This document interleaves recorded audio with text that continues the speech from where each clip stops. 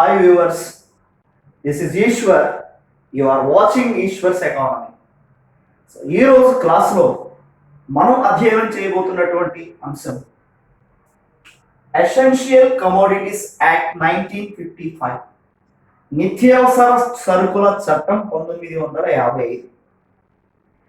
1955లో అంటే మొదటి పంచవర్ష ప్రణాళికలో భాగంగా వచ్చినటువంటి ఈ చట్టం ఇటీవల కాలంలో 2 పర్యాయాలు చర్చకొచ్చింది.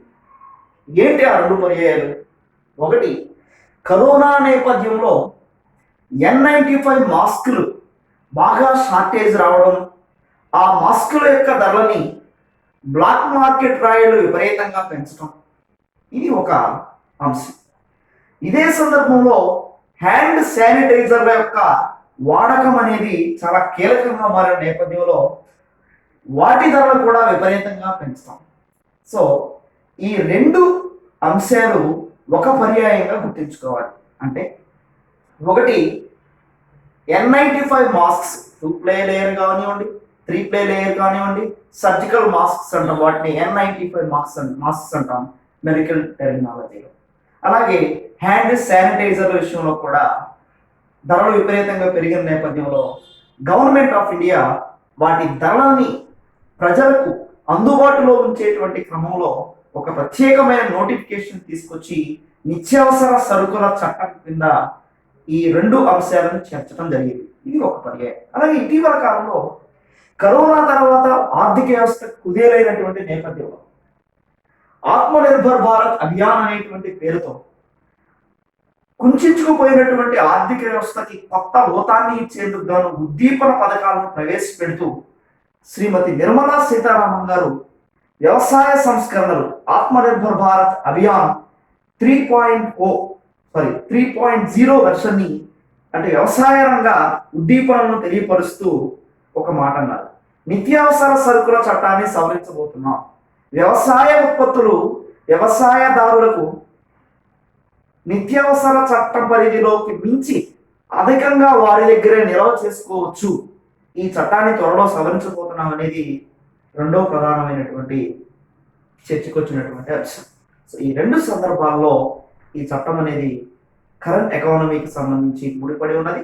కాబట్టి దీనికి సంబంధించిన పూర్వపరాల మీద కాంపిటేటివ్ ఎగ్జామినేషన్లో ప్రశ్నలు ఎలా వస్తాయనేది మనం ఇప్పుడు అధ్యయనం చేయబోతున్నాం. రైట్.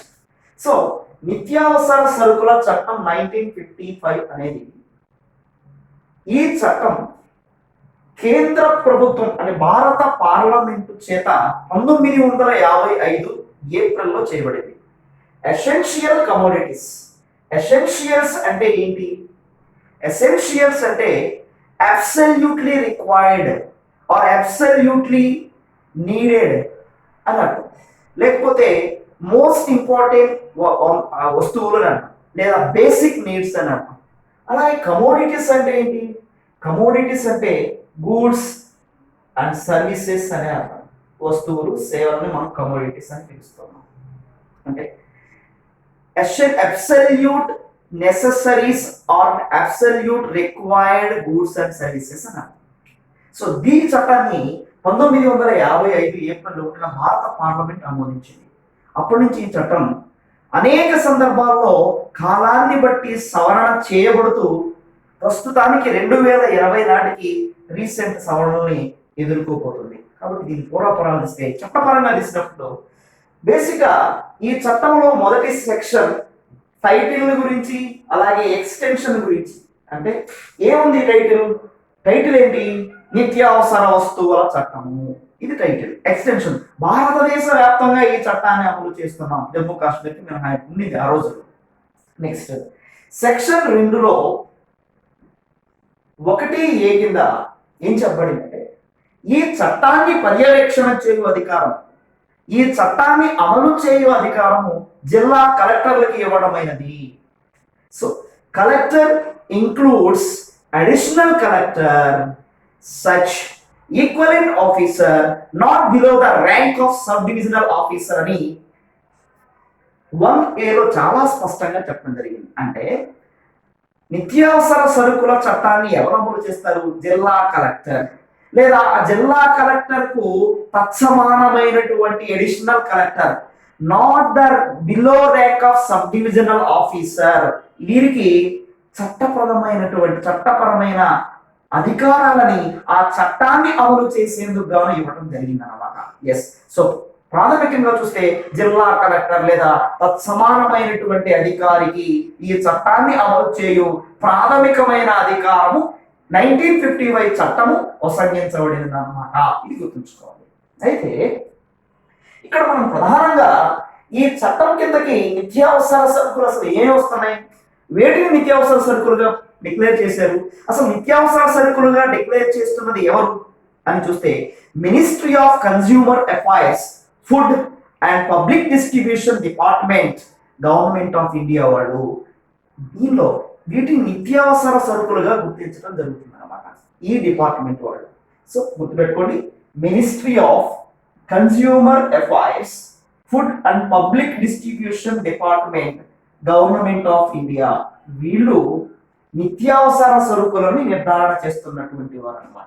అంటే ఒక నిర్ణీత కాలంలో ఏ వస్తువుల యొక్క సప్లై అయితే తక్కువగా ఉంటుందో, ఏ వస్తువుల యొక్క ధరలు అయితే విపరీతంగా పెరుగుతున్నాయో ఆ వస్తువులను గుర్తించి వాటిని నిత్యావసరాలుగా డిక్లేర్ చేయడం వల్ల పేదవాడి చెంతకు వాటిని సరసమైనటువంటి ధరలకు అందించవచ్చు అన్నమాట. ఇది మనం గమనించాల్సిన అంశం. కనుక సో గవర్నమెంట్ ఆఫ్ ఇండియాకి సంబంధించిన ఈ department ministry of consumer affairs, food and public distribution department వాళ్ళు నోటిఫై చేస్తున్నారు అన్నమాట. సో ఇప్పుడు N95 మాస్కులు కానివ్వండి, హ్యాండ్ శానిటైజర్స్ కానివ్వండి, ఎవరు స్టిప్యులేట్ చేశారు? ఈ డిపార్ట్మెంటే స్టిప్యులేట్ చేసింది. ఓకే, కాబట్టి సాధారణంగా ఈ చట్టం యొక్క ప్రధాన ఉద్దేశం ఏంటి? ఏ వస్తువులకైతే కొరత ఉన్నదో ఆ వస్తువుల యొక్క ఉత్పత్తి, ఆ వస్తువుల యొక్క సరఫరా, ఆ వస్తువుల యొక్క పంపిణీ, ఆ వస్తువుల యొక్క ధరలను నియంత్రించడమే ఈ చట్టం యొక్క ప్రధానమైనటువంటి ఉద్దేశం. కనుక బ్లాక్ మార్కెటింగ్ ని నియంత్రించడమే దీని ప్రధాన ఉద్దేశంగా మనం అర్థం చేసుకోవాల్సి ఉంటుంది కాంపిటేటివ్ ఎగ్జామినేషన్ లో, ఎనలైటికల్ ఓరియంటేషన్ లో మనం చూసినప్పుడు.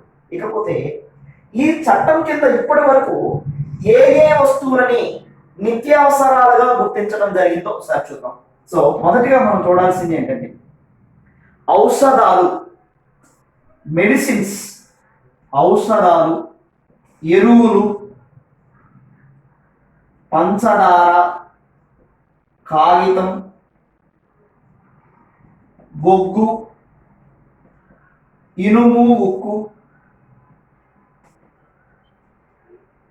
హ్యాంకు నూలు, ముడి జనపనార, గోల్డెన్ ఫైబర్ అంటాం, ముడి జనపనార. సో ఇలాంటి వస్తువులని, అలాగే పెట్రోలియం ఉత్పత్తులు, ఎడిబుల్ ఆయిల్, ఇలాంటి వస్తువులని నిత్యావసరాలుగా గుర్తించింది ఈ డిపార్ట్మెంట్. ఇప్పుడు రీసెంట్ గా N95 మాస్క్ ని, అలాగే హ్యాండ్ శానిటైజర్లు కూడా నిత్యావసరాలుగా ప్రకటించింది ఈ శాఖ. జూన్ 30 వరకు ఈ నోటిఫికేషన్ అనుసరించి ప్రభుత్వము నిర్ధారించినటువంటి ధర ప్రకారమే, అది హోల్సేలర్స్ కావచ్చు, రిటైలర్స్ కావచ్చు, మ్యానుఫ్యాక్చరర్స్ కావచ్చు, ప్రభుత్వం నిర్ధారించిన ధరల మేరకే ఆ వస్తువులను విక్రయించాలి. కానీ అంతకు మించి ఎక్కువ ధరలో కనుక విక్రయిస్తే 7 సంవత్సరాల వరకు జైలు శిక్ష ఉంటుంది. ఇది ఖచ్చితంగా గుర్తుపెట్టుకోండి. 7 సంవత్సరాలు కాదు, అప్ టు 7 years అని చట్టంలో చాలా స్పెసిఫిక్ గా గుర్తించడం జరిగింది. మనం జనరల్ గా ఉల్లిపాయల ధరలు విపరీతంగా పెరుగుతున్నాయి, ఉల్లి చేసిన మేలు తల్లి కూడా చేయదు, అటువంటి తల్లిని విపరీతంగా అమ్ముతున్నారు అనేటువంటి ఒక దృష్టాంతాన్ని తరచుగా న్యూస్ పేపర్లో చూస్తుంటాం. ఏం జరుగుతుంది? మహారాష్ట్రలో లసాగావ్ అనేటువంటి ప్రాంతంలో ఉన్నటువంటి ఒక 25-30 కుటుంబాలు భారతదేశ వ్యాప్తంగా ఉత్పత్తి కాబడుతున్న ఉల్లిపాయలని సమీకరించి కొని తమ దగ్గర నిల్వ చేస్తూ ఉన్నారు. ఎప్పుడు ఉల్లిపాయల యొక్క దిగుబడి తక్కువగా ఉంది అన్నప్పుడు మాత్రమే నిల్వ చేసి కృత్రిమమైనటువంటి మార్కెట్ ని సృష్టిస్తున్నారు. తత్ఫలితంగా ఉల్లిపాయల ధరలు విపరీతంగా పెరుగుతున్నాయి. అదే దిగుబడి ఎక్కువగా ఉందనుకోండి, నిల్వ చేసిన వారికి పెద్ద లాభం ఉండదు. కాబట్టి ఎప్పుడైతే షార్టేజ్ ఉంటుందో, దిగుబడి ఉంటుందో, ఆ వస్తువులు కనుక నిల్వ చేస్తే తర్వాత ధర పెంచుకోవచ్చు. ధర పెంచినా కూడా నిత్యావసరాలు కాబట్టి వాటిని కొంటారు. కాబట్టి ఇది డిమాండ్ సూత్రానికి మినహాయింపుగా మనకు లాభాలను తెచ్చిపెడుతుంది అనేటువంటి స్వార్థంతో బ్లాక్ మార్కెట్ గాళ్ళు చేసేటువంటి ఒక ప్రత్యేకమైనటువంటి దుర్మార్గమైనటువంటి చర్య అని చెప్పొచ్చు. సరే, ఇక విషయానికి వస్తే ఈ వస్తువులన్నింటినీ నిత్యావసరాలుగా గుర్తించడం జరిగింది. అయితే ఈ చట్టం అనేక సందర్భాల్లో సవరణకు గురైంది. ఏ ఏ సందర్భాల్లో సవరణకు గురైందో ఇప్పుడు మనం నేర్చుకుందాం. సో 1980లో బ్లాక్ మార్కెట్ ని నియంత్రించడం కోసం ఈ చట్టాన్ని మొట్టమొదటిగా సవరించారు 1980లో. అలాగే 1981లో ఆహార ఉత్పత్తులకు సంబంధించి ప్రత్యేకమైన నిబంధనల కోసం ఈ చట్టాన్ని సవరించడం జరిగింది. ఆహార ఉత్పత్తుల కోసం ప్రత్యేక నిబంధనల్ని కోట్ చేయడం జరుగుతుంది. ఆ విధంగా సవరించడం జరిగింది అన్నమాట. అలాగే 1993లో కిరోసిన్ ధరలను నియంత్రించడం కోసం ఈ చట్టాన్ని సవరించారు 1993లో. అలాగే 1995లో రైతులపై అదనంగా వడ్డీలని, వ్యవసాయ ఉత్పత్తుల కోసం తెచ్చుకున్నటువంటి లోన్లు, ఆ లోన్ల తాలూకు వడ్డీలు ఎక్కువగా కట్టాల్సి వస్తుంటే దాన్ని నియంత్రించడం కోసం ఈ చట్టాన్ని కొద్దిపాటి సవరణ చేయడం జరిగింది. అలాగే 1995లోనే మరొక ప్రధానమైనటువంటి సవరణ జరిగింది. ఔషధాల ధరలను నియంత్రించడం, మెడిసిన్స్ ఏవైతే ఉన్నాయో విపరీతంగా ధరలు పెంచుతున్నారు, వాటి ధరలను కూడా నియంత్రించే ప్రయత్నం జరిగింది. అలాగే 1997లో ఆయిల్ ఉత్పత్తుల ధరలను నియంత్రించే ప్రయత్నం చేశారు. 2000 సంవత్సరంలో పెట్రోల్ ఉత్పత్తుల యొక్క ధరలను నియంత్రించే ప్రయత్నం చేశారు.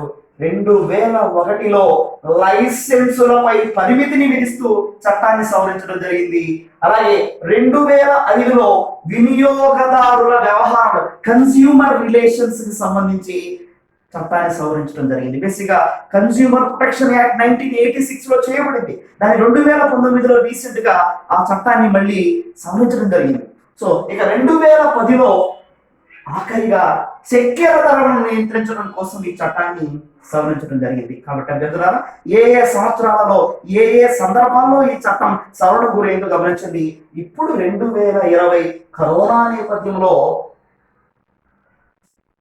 N95 అలాగే హ్యాండ్ శానిటైజర్స్ విషయంలో సవరణ జరిగింది. దీని కాకుండా ఆత్మనిర్భర్ భారత్ అభియాన్ని ప్రకటిస్తూ వ్యవసాయ రంగ ఉద్దీపనను ప్రొక్లైమ్ చేస్తూ శ్రీమతి నిర్మలా సీతారామన్ గారు ఏమంటారంటే, సాధారణంగా నిత్యావసర సరుకుల చట్టం ప్రకారం ఉంచుకోవలసిన నిల్వ కన్నా ఎక్కువ ఉంచితే అది చట్టరీత్యా న్యాయం, కానీ వ్యవసాయదారులకు మాత్రం దీన్ని అనువర్తించడం కరెక్ట్ కాదు. వారు అవసరానికి మించైనా సరే, వారు ఈ చట్ట పరిధికి మించైనా సరే ఆహార ధాన్యాన్ని నిల్వ ఉంచుకోవచ్చు అని చట్టం చేయబోతున్నారు, అంటే చట్టాన్ని సవరించబోతున్నారు. ఇది వ్యవసాయదారుల వరకు ఉపయోగమే. ఒకవేళ ఇది వ్యాపారస్తుల చేతుల్లోకి వస్తే మరి ఎటువంటి ప్రయోజనాలు ఉంటాయి, ఆ చట్టం ఏ రకంగా ఆ లూప్ హోల్స్ ఎదుగుతుంది అనేది రాబోయే కాలంలో మనం చూద్దాం. సో ఇది నిత్యావసర సరుకుల చట్టం 1955. Thank you very much.